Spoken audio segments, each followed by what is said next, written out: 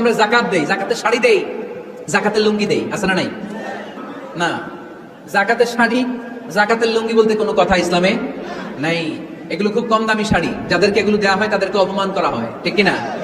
আল্লাহ বলেছেন ওয়ালাকাদ কাররামনা বানি আদম, I have dignified the status of the sons of Adam. আমি আদমের সব সন্তানদেরকে সম্মানিত করেছি। সুবহানাল্লাহ পড়েন। আপনাদের চেয়ে সম্মানিত কেউ আছে? মানুষের চেয়ে সম্মানিত গোটা বিশ্বে আর কোনো মাখলুকাত আছে? নাই। এজন্য জাকাতের শাড়ি দেওয়া যাবে না, জাকাতের লুঙ্গি দেওয়া যাবে না। জাকাতের শাড়ি আপনারা দেখছেন? এটা একবার ধোয়ার পরে দ্বিতীয়বার পরা যায় না। মশারি কি পাতলা, এর চেয়েও পাতলা। এই জন্য জাকাতের শাড়ি, জাকাতের লুঙ্গি বলতে ইসলামের কোনো পরিভাষা নাই। আপনাকে স্বাবলম্বী করে দেওয়ার চেষ্টা করতে হবে।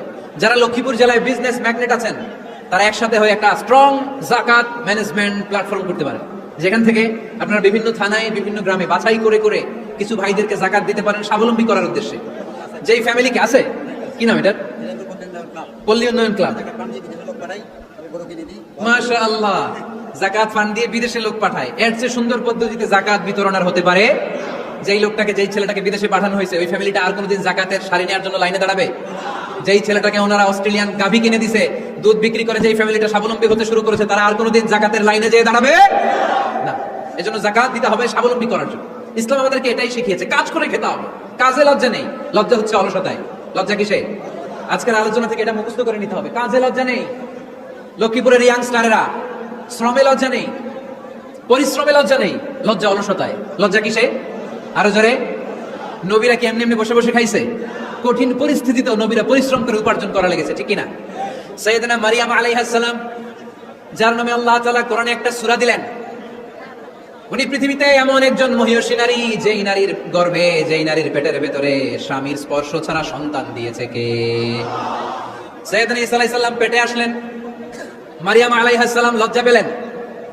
হায় হায়, কেমন করে এলাকাবাসীদের কাছে আমি আমার মুখ দেখাবো? বিয়ে করি নাই, স্বামী নাই, বিয়ে হয় নাই, স্বামী নাই, কিন্তু পেটে সন্তান চলে এসেছে। হায় হায়, এলাকায় কেমনে মুখ দেখাবো? লজ্জায় পড়ে মারিয়াম আলাইহিস সালাম এলাকা থেকে চলে গেলেন। কি অবাক করে কাণ্ড! বাচ্চা ভূমিষ্ঠ হওয়ার জন্য, বড় হওয়ার জন্য 6 মাস 7 মাস লাগে নাই, পেটে বাচ্চা আসার সাথে সাথে বাচ্চাটারে বড় করে দিয়েছে কে? সাইয়েদাতুনা মারিয়াম আলাইহিস সালাম এবার বসে পড়লেন, বুঝতে আরম্ভ করলেন প্রেগন্যান্সির পেইন উঠেছে। হঠাৎ করে পেট থেকে বাচ্চা ভূমিষ্ঠ হয়ে যাওয়ার পরে উনি কাঁপতে আরম্ভ করলেন। ক্ষুধার চোটে, খাবার কিছু নাই, সামনে ঝর্ণা, উপরে একটা খেজুর গাছ। সাইয়েদনা ঈসা আলাইহিস সালামকে কোলে নিয়ে মারিয়াম আলাইহিস সালাম মনে মনে ভাবে, হায় রে, কেউ যদি একটু খেজুর পেড়ে দিত, এই ক্ষুধার মুহূর্তে আমি খেজুর খেয়ে পেটের ক্ষুধা নিবারণ করতাম। রব্বুল আলামিন মারিয়ামকে উদ্দেশ্য করে আয়াত নাযিল করে দিলেন, ওয়া হুজ্জি ইলাইকি বিজিযিন নাখলাতি তুসাকিত আলাইকি রতবান জানিয়া। কোরআন সাক্ষী, হুজ্জি ইলাইকি বিজিযিন নাখলা, এর মানে হচ্ছে মারিয়াম, কেউ পেড়ে দিবে না, একটু কষ্ট করে হাতটা উঁচু করে খেজুরের ডালা ধরে ঝাঁকুনি মারো, টষ্ট সে কাঁচা পাকা খেজুর নিচের দিকে পড়বে, তারপর তুমি তুলে খাবে। সুবহানাল্লাহ পড়েন। আল্লাহ চাইলে অটোমেটিক্যালি কারামাত হিসেবে খেজুরগুলো নিচে ফেলতে পারতেন না? কথা কোন? খেজুরগুলো অটোমেটিক্যালি নিচের দিকে পড়ছে? পড়ে নাই। আল্লাহ শিক্ষা দিয়েছে, যেই পরিস্থিতিতে থাকো না কেন, তোমাকে শ্রম ব্যয় করে, কষ্ট করে তোমার উপার্জন করতে হবে, রিজিকের বন্দোবস্ত করতে হবে। চিল্লায় বলেন ঠিক কিনা? ইসলাম আমাদেরকে এটাই শিখিয়েছে, কাজে লজ্জা নাই। আবার বিশ্বনবী বললেন, ইন খামাতিস সাআ ওয়া ফি ইয়াদি আহাদিকুম ফাসিলাতুন, তোমাদের কারো হাতে যদি একটা চারা বীজ থাকে, সে যদি দেখে কিয়ামত হতে শুরু করেছে, ফা ইন ইসতাতাআ আন ইয়াগরিসাহা ক্বাবলা আন তাকুমাস সাআ ফালইয়াগরিসহা, কারো হাতে একটা চারা বীজ নিয়ত করেছে, চারা বীজটা রোপণ করবে, ইন দা মিন টাইম দেখলো কিয়ামত হতে শুরু করেছে, বিশ্বনবী বললেন, যদি তোমার সুযোগ থাকে কিয়ামত হওয়ার আগে চারা বীজটা রোপণ করে দাও। কথা বুঝতে পেরেছেন? আপনার হাতে একটা চারা বীজ, আপনি প্ল্যান করেছেন এই চারা বীজটা রোপণ করবেন, ইন দা মিন টাইম দেখলেন কি হওয়া শুরু হয়েছে? ইদা জুলজিলাতিল আরদু জিলজালাহা, দ্য বিগেস্ট আর্থকোয়েক, ভূমিকম্প শুরু হয়েছে, কিয়ামত হয়ে যাবে। বিশ্বনবী বললেন, কিয়ামত হইতেছে ওদিকে, আর তোমার হাতে যদি চারা বীজ থাকে, দেরি করো না, কিয়ামত তোমার কাছ পর্যন্ত আসার আগে সুযোগ পেলে চারা বীজটা রোপণ করে দাও। ইসলাম শিখিয়েছে, শেষ নিঃশ্বাস পর্যন্ত তোমাকে লড়ে যেতে হবে। এই পৃথিবীতে কেউ কাউকে জায়গা করে দেয় না, জায়গা করে নিতে হয়।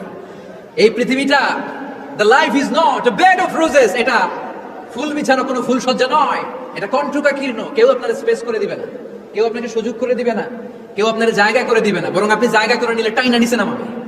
কথা বলেন? এজন্য কখনো অলসতাকে স্থান দেয়া যাবে। রাসূল বাত্তালি, দুঃখানু শয়তান, অলস মস্তিষ্ক শয়তানের আড্ডা। অলস যদি কেউ থাকে, এটাতে টেনে বেঁধে কাজে নামাবে, পারা যাবে? আলহামদুলিল্লাহ, লক্ষ্মীপুরে এরকম অলস ছেলে পেলে নাই, আছে? আমরা আজকে অলসতাকে ন বলে যাবে মাহফিল থেকে। অলসতাকে আমরা কি বলবো?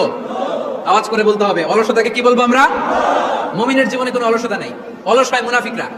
অলস হয় কারা? চিল্লায় বলতে হবে। মুমিনরা অলস হয়? অলস হয় কারা?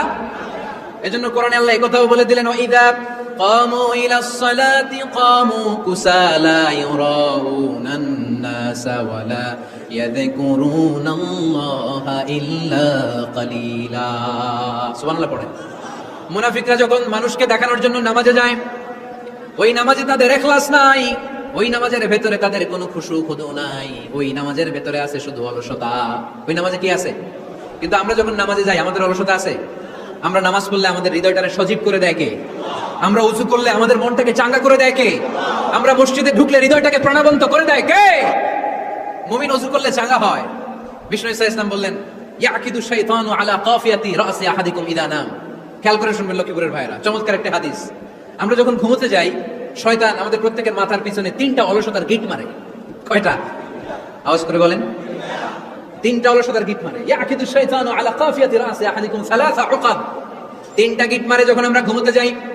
অলসতার 3টা গিট মেরে আমাদের কানের সামনে এসে ফিসফিস করে মন্ত্র করতে থাকে, আলাইসা লাইলুন তাওয়িলুন ফারকুদ, আলাইসা লাইলুন তাওয়িলুন ফারকুদ। বিশাল লম্বা রাত, ঘুমাও। অনেক সময় আছে, ঘুমাও। রাত 5টা বেজে যাচ্ছে, তাহাজ্জুদের সময় শেষ হয়ে যাচ্ছে, তখনও শয়তান বলে রাত অনেক লম্বা, ঘুমাও। ফজরের সময় পার হয়ে যাচ্ছে, সূর্য উঠে যাচ্ছে, শয়তান বলে আলাইসা লাইলুন তাওয়িলুন ফারকুদ, এখনো অনেক সময় আছে, লম্বা লম্বা লম্বা চৌড়া রাত পড়ে আছে, তুমি ঘুমাও। বিশ্বনবী বললেন, ফাইনিস্তাইকাযা ওয়া যাকারাল্লাহ ইনহাল্লাত উকদা। আমার উম্মতের কেউ যখন ঘুম থেকে জেগে ঘুম থেকে ওঠার দোয়া পড়া শুরু করে দেয়, অলসতার প্রথম গিটটা সাথে সাথে খুলে দেয় কে? আপনি ঘুম থেকে উঠেই যখন ঘুম থেকে ওঠার দোয়া পড়বেন, আপনার অলসতার প্রথম গিট খুলে দেয় কে? ঘুম থেকে ওঠার দোয়াটা কি? আলহামদুলিল্লাহিল্লাযী আহইয়ানা বা'দা মা আমাতানা ওয়া ইলাইহিন নুশুর। প্রশংসা সে আল্লাহ, যে আল্লাহ আমাদেরকে লম্বা একটা ঘুম শেষে, মৃত্যু শেষে আমাদেরকে ঘুম থেকে উঠালেন। এই দোয়াটা পড়ার সাথে সাথে শয়তান যে 3টা গিট মারছে, ওই 3টার একটা খুলে দেয় কে? ফাইন তাওয়াদ্দা ইনহাল্লাত উকদা। ঘুম থেকে জেগে ঘুমের দোয়া পড়ার পরে যখন কেউ ওযু করে ফেলে, অলসতার দ্বিতীয় গিটটাও খুলে দেয় কে? ওযু করার পরে ফাইন সাল্লাত ইনহাল্লাত উকদা। নামাজের মুসল্লায় দাঁড়িয়ে যখন নামাজ শুরু করে দেয়, অলসতার 3 নাম্বার গিটটাও খুলে দেয় কে? 3টা গিট যখন খুলে দেয়, বিষ্ণু ইসা ইসলাম বললেন, ফাসবাহা নাশীতাল কলব। নাশীত, তখন মুমিন বান্দা সজীব হয়ে ওঠে, প্রাণবন্ত হয়ে ওঠে, উচ্ছ্বসিত হয়ে ওঠে। ওয়াইল্লা খাবিসান নাফসি কাসলান। আর যদি ঘুমিয়ে থাকে, 3টা গিট তার মাথার পেছনে শয়তানের অলসতার লেগে থাকে, তাহলে তার দিনটা শুরু হয় অলসতা দিয়ে, আর সে হয় অলসতার রাজা। চিল্লায় এখন ঠিক কিনা? এজন্য আমরা কি অলস হতে চাই না কর্মঠ হতে চাই?